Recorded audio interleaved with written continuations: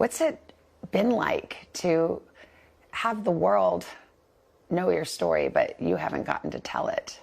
It's been overwhelming. One of the things that we talked about, why you wanted to tell your story and what it means to you to get to tell your own story. I think just because it's coming from me, you know, I'm the person who has gone through this experience and has been through the trauma, and it's my story. It's a story that left the world in disbelief. That report of a teacher shot. 25-year-old Abby Zwerner shot by her first grade student at Rich Neck Elementary School in Newport News, Virginia on January 6th. Let's talk first about just how are you doing? How is your recovery going?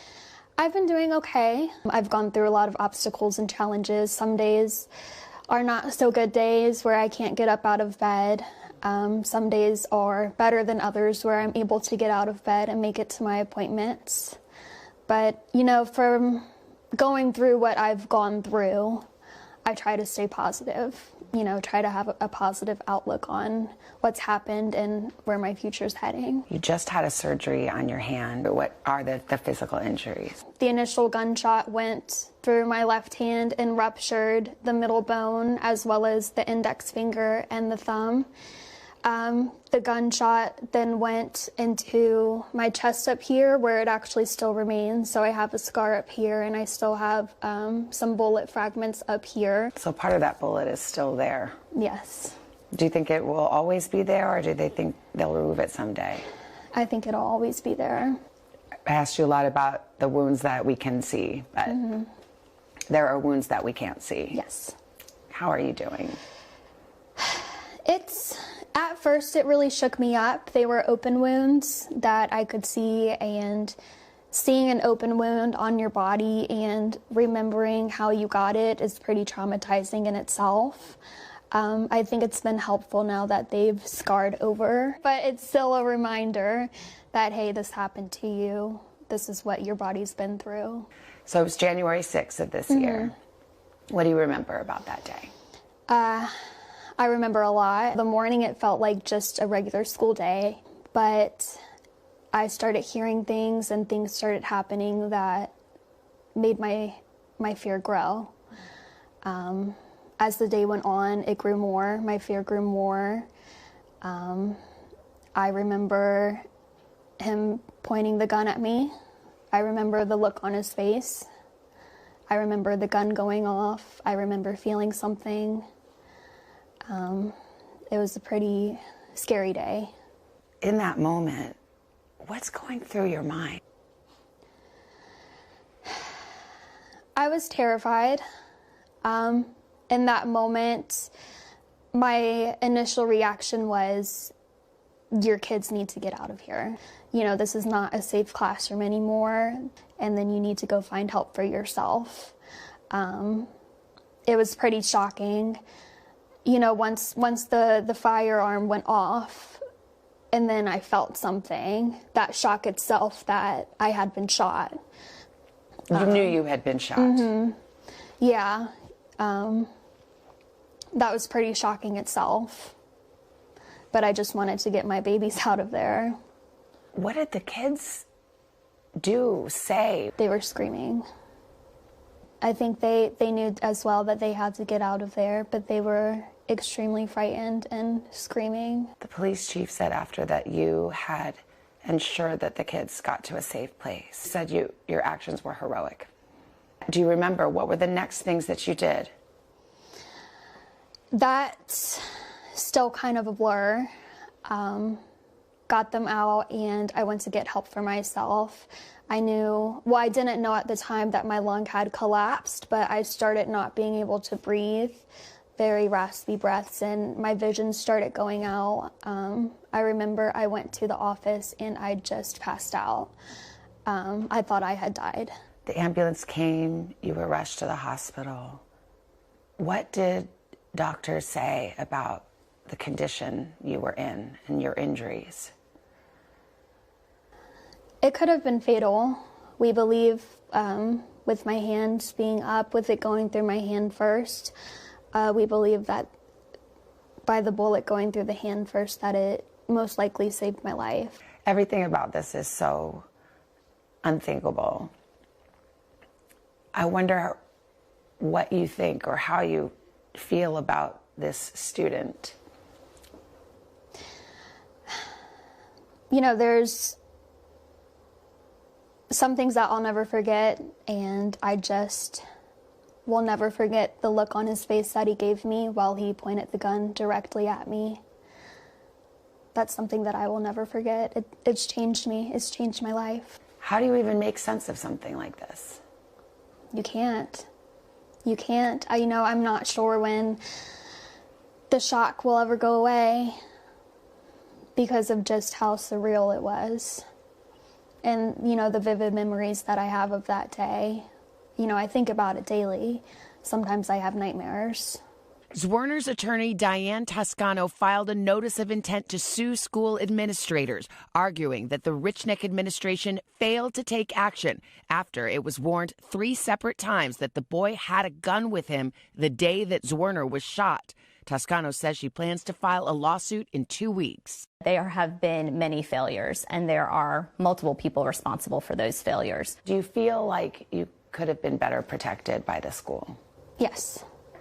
You feel like they should have done more? Yes. The prosecutor announced there would not be criminal charges against the 6-year-old boy. Do you have an opinion about that decision? I'm not going to weigh into the prosecutor's decision, but I am following very closely the Newport News prosecutor to see what they do in this case and who they do charge, ultimately, if they do charge anybody. When you think about everything that's happened and what happened to you, what does justice mean to you in this case? That's a tough question to answer. Yeah. Diane, for you?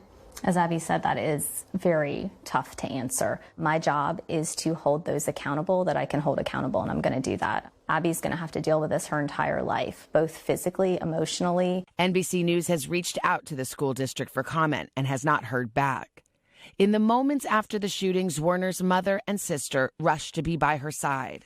What did you think when they said she was shot by a student? I probably had some expletives running in my head. I might have even said them out loud, like, what? Are you kidding me? And I know I lost it at that point. It just, you can't wrap your head around that.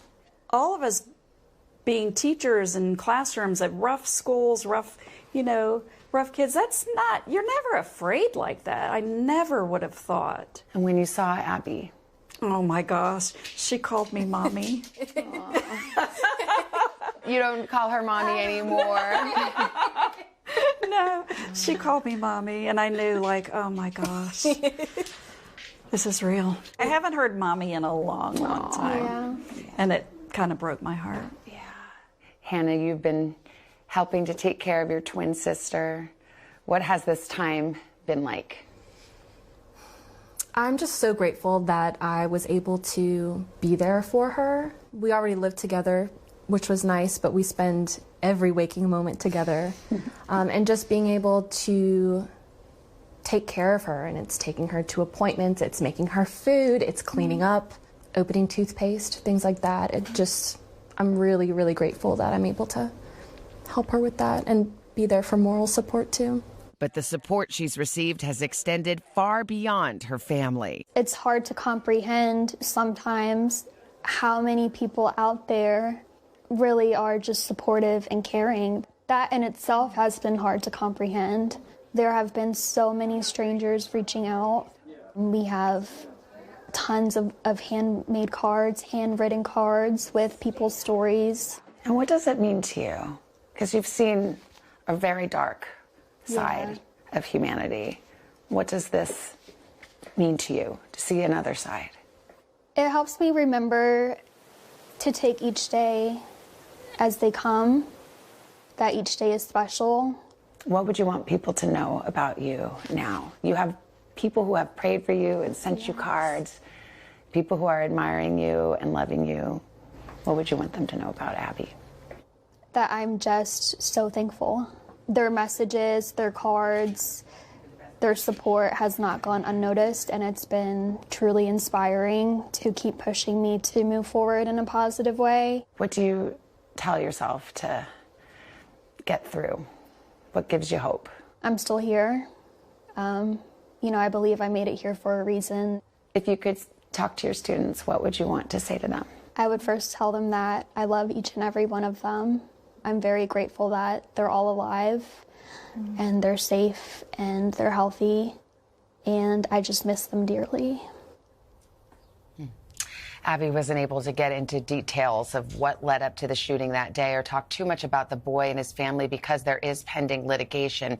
An attorney for the boy's family tells NBC News, "We welcome the prosecutor's decision not to charge the boy and continue to pray for Ms. Zwerner's complete recovery."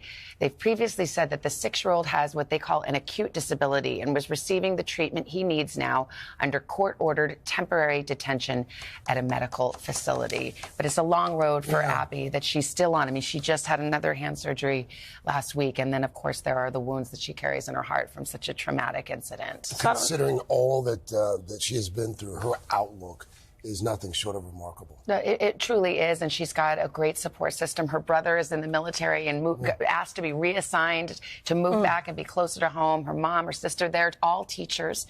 And, you know, so she has that support, but this is a process that she's clearly still going through. Does she question why? I mean, do people want to know why? Have they been able to, I mean, he's a 6-year-old. I think that is the question. I don't know. I think, you know, it's hard to make any sense of and he something didn't like go this. after any classmates or anything like that. It was just her. As far as we know, but again, that this is a case that's still about to be litigated. Her lawyer is going to file a civil suit. There's still the potential of criminal charges. The local prosecutor said he would not be charging the boy, but there is potential charges against others involved with the case, and that might reveal more of it. But frankly, it's unfathomable. There's no explaining what happened to a young teacher at the hands of a 6-year-old boy. When she talked about the look on his face, if this story was isolated and you didn't know the circumstance, you would never imagine that she's talking about a child. A child, yeah. It's incredibly shocking, and I think that's what she continues to carry with her and has to overcome as she goes through the healing.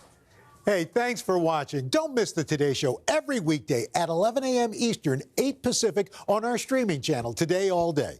To watch, head to today.com/allday or click the link right here.